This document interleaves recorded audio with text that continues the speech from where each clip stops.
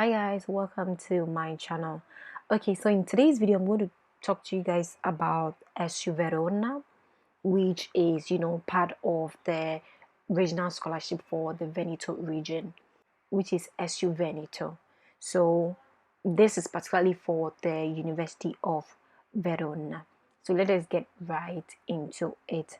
So first of all, in this video we're going to talk about who can apply, what the benefits are, when is the deadline for the application. We're also going to talk about the various requirements to be able to access this regional scholarship.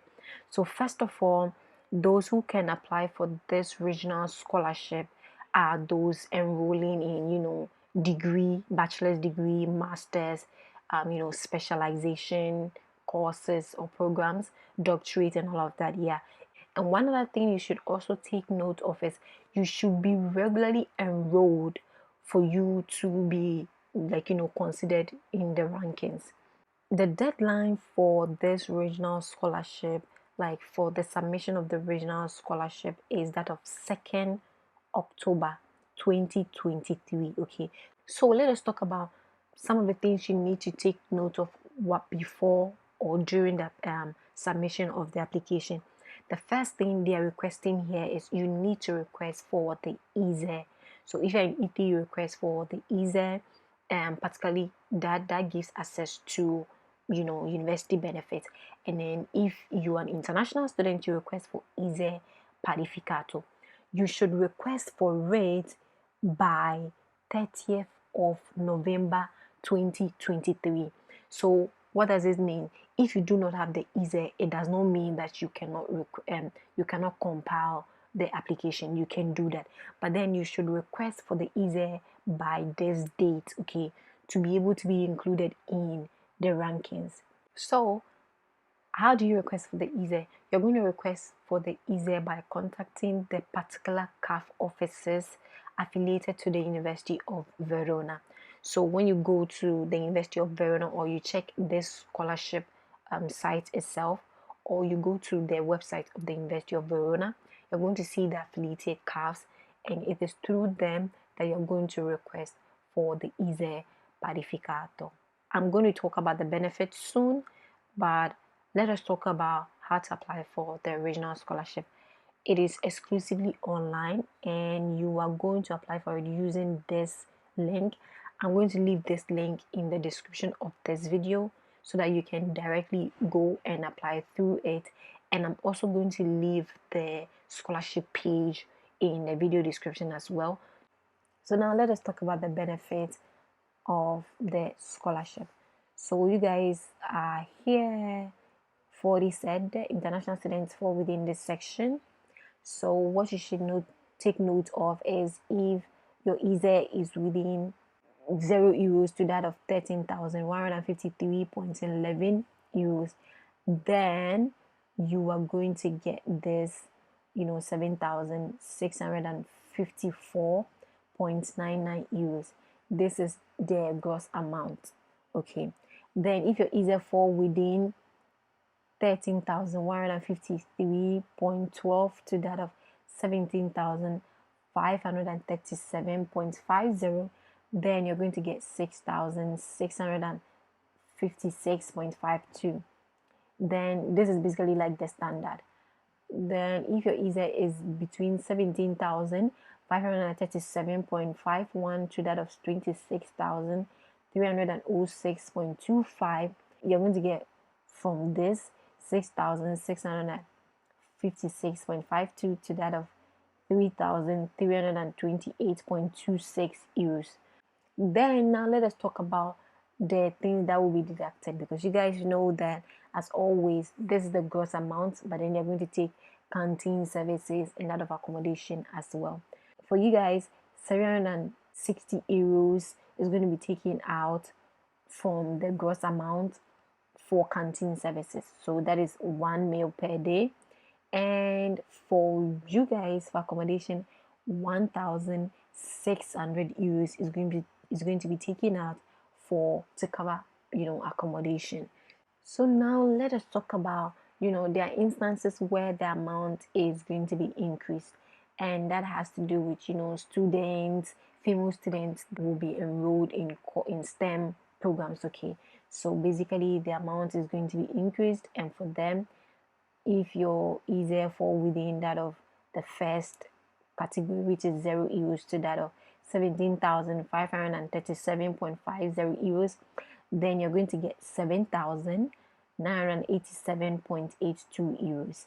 But then if your ESEE fall within the standard range, which is 17,537.51 to that of 26,306.25 euros, then you're going to get 7,987.82 to that of 3,993.91. The maximum ESEE for estimated for this year is that of 26,306.25, and that of the properties and assets, the value should not be beyond 40,000.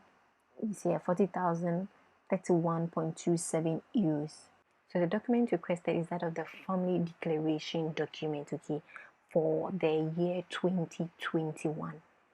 And as you always know, like, you are supposed to ensure that in that document you have the family composition, you also have the incomes, okay, the incomes generated by each and every member you stated in the family composition.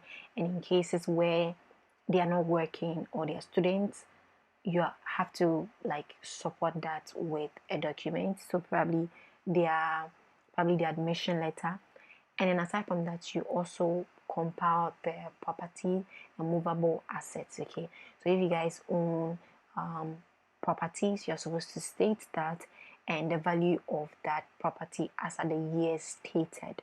Then if you guys own a land, you're supposed to state it in acres. Properties and like buildings, it's supposed to be in square meters. And then in instances where you guys own movable assets, you're supposed to state it as well. Bonds, treasury bills, and all of that, you're supposed to state its value as at the year stated. Then let me show you something. Aside from that, it is this document that you're going to use to request for the ISEE Parificato. You don't have to worry. When you request for the ISEE Parificato, the university is going to get access to it directly, so you don't have to send the physical document to the university. But then what you should know is there is a list of documents that you are supposed to submit to the CAF for them to process your ISEE Parificato, and I'm going to show you it right here on your university page. So you come down, you just go to the end of your university page, like this particular page, and you're going to go here. You're going to go to this section. All the documents that you need is there. So this is the document that you need to be presented. This is in Italian. You go for the English one. These are the documents that are needed for you to present to the CAF.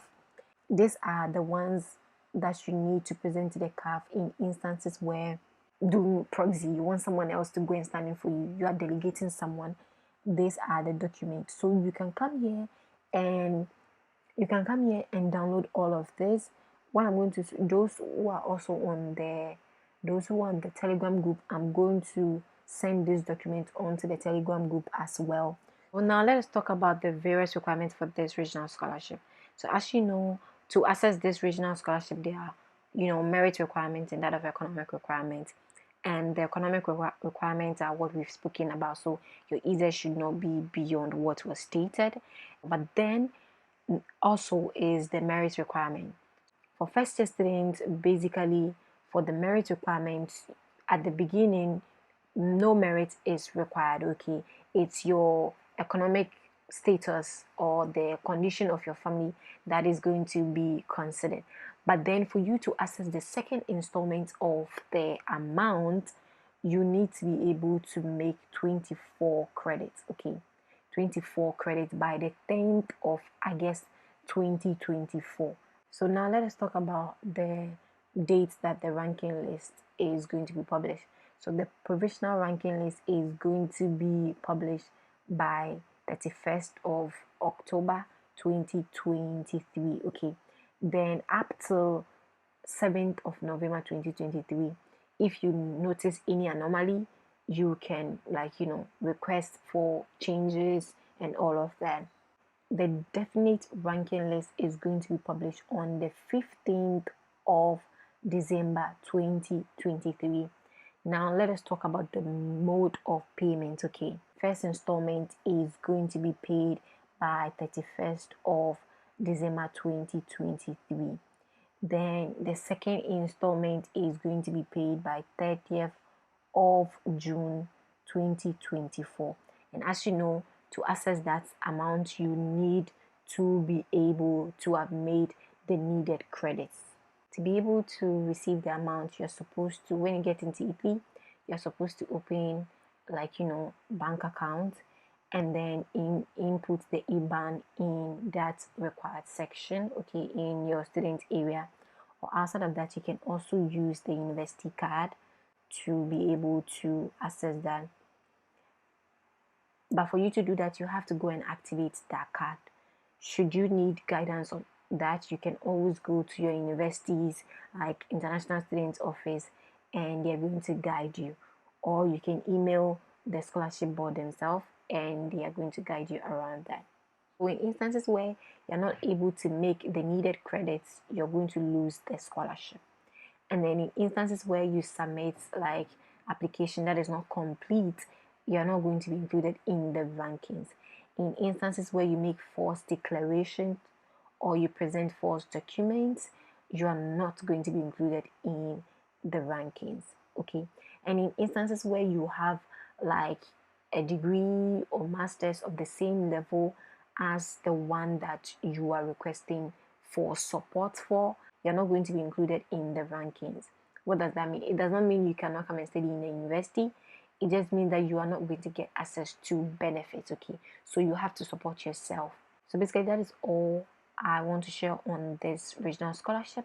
I'm going to leave all of the links in the description, and outside of that as well, I am also going to include this document in, I'm going to put it on the our Telegram group. You can go there and check it out. If you're not part of the group, you can use the link in this video description and go join the group. There are so many things you're going to benefit from joining the group. So that is it for today. See you in my next video, and happy applying. Bye.